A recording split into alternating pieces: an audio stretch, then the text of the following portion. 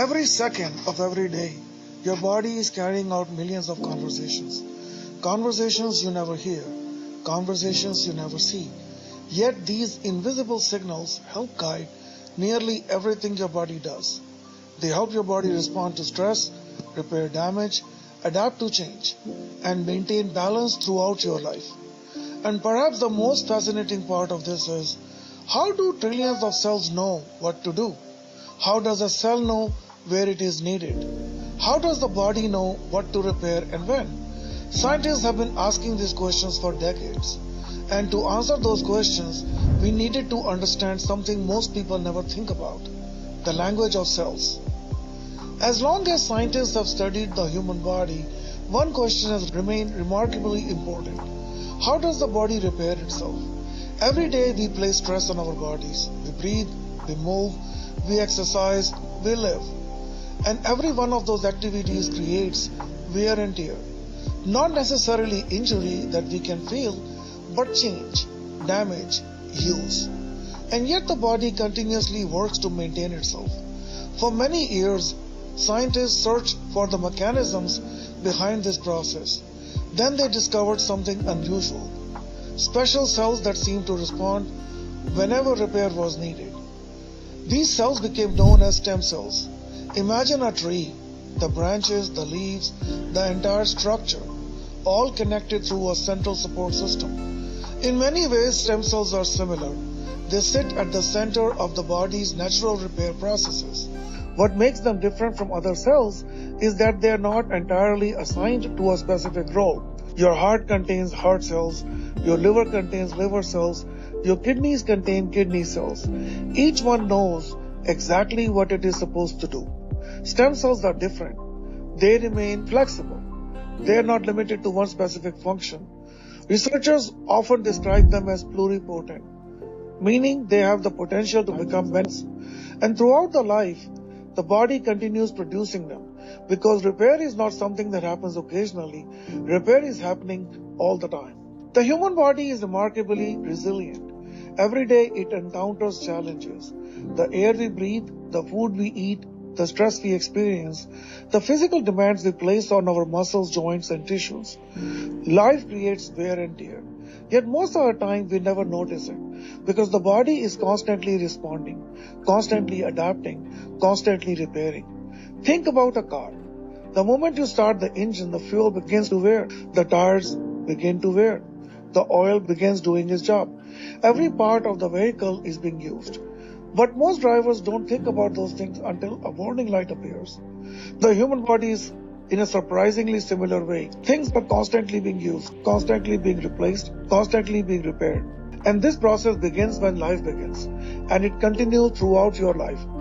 And when the process stops, life stops. That's why researchers became so interested in understanding how the body performs these repairs.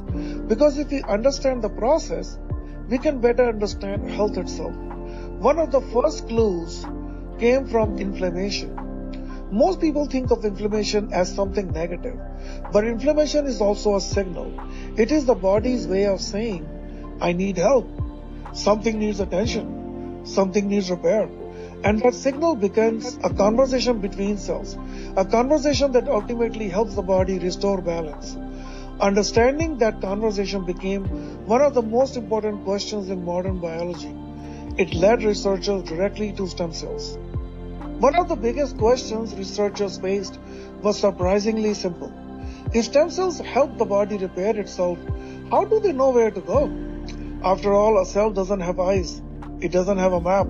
Yet somehow stem cells consistently find the places where they are needed. Researchers discovered that when tissues are damaged, it sends a signal. Signals that tell the rest of the body that something needs attention. They move towards the area that needs help. One way to think about it is like calling emergency services. When someone calls 911, responders don't go to a random address. They go exactly where they are needed. In a similar way, damaged tissue sends out signals and stem cells respond. They know where to go. Scientists often describe this process as homing, the ability to recognize a signal and move towards it. But arriving at the scene is only the beginning, because the next question is even more interesting. What do these cells actually do when they get there.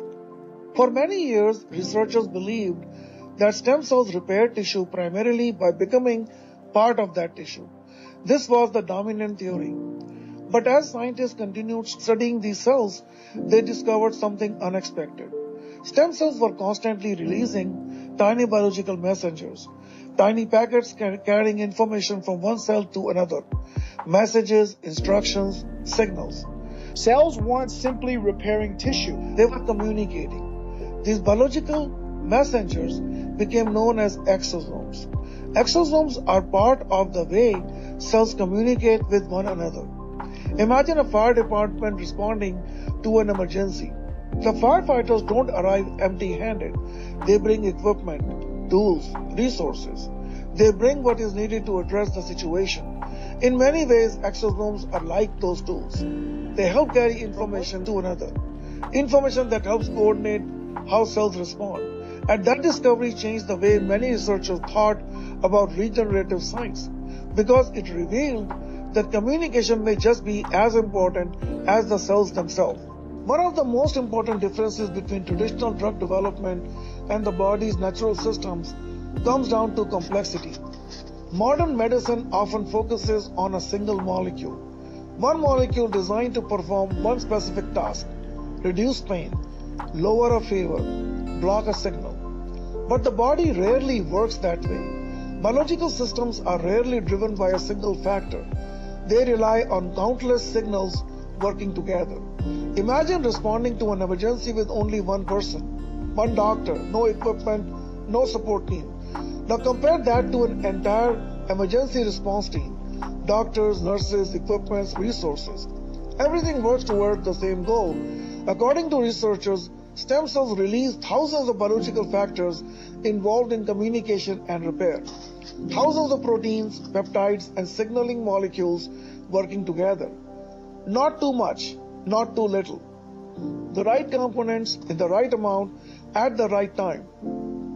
Nature has spent millions of years refining these systems, and this is one reason scientists find them so fascinating. Because understanding communication may be just as important as understanding the cells themselves.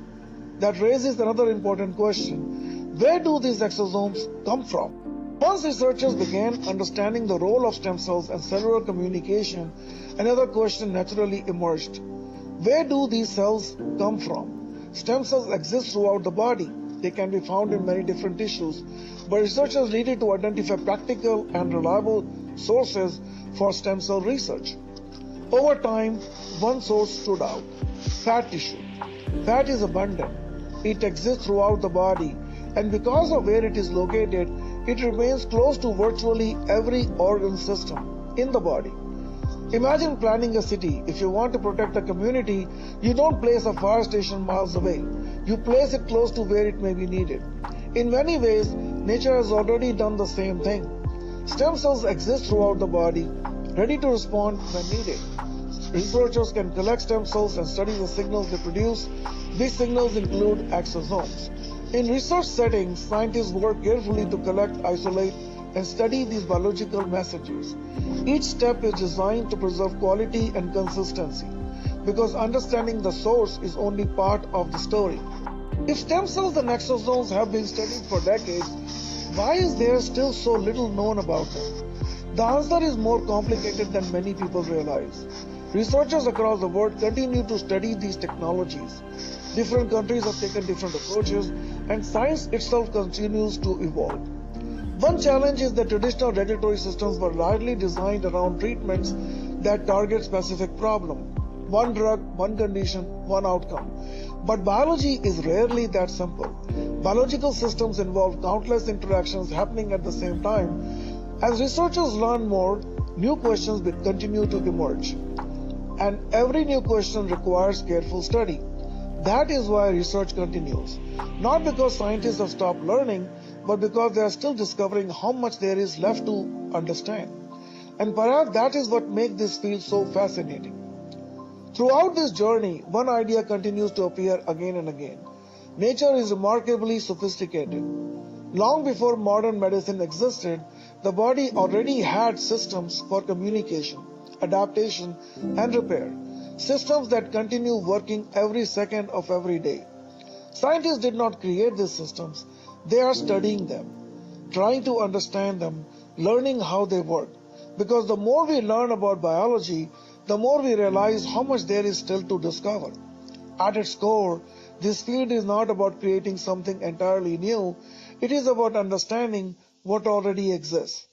Understanding how the body communicates, how it responds, how it adapts, and how it works to maintain balance throughout life. Every second of every day, your body is carrying out millions of conversations. Conversations that help coordinate repair, response to challenges, and maintain balances. Most of them happen without us ever noticing, yet they remain one of the most fascinating aspects of human biology. Because before we can understand stem cells, before we can understand exosomes, we first need to understand conversation happening between them. The language of cells.